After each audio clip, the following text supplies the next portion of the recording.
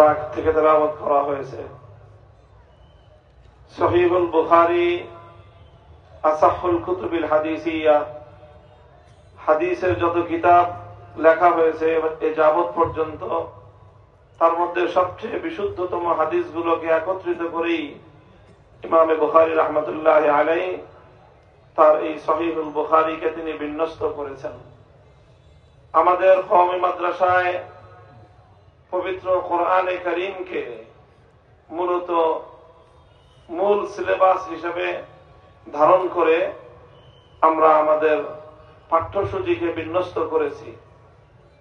আসলে মূলত শুধু কওমি মাদ্রাসা নয়, বরং ইসলামের মধ্যেই পবিত্র কোরআনকে কেন্দ্র করেই ইসলামের সকল বিধিবিধান আরোপিত হয়েছে।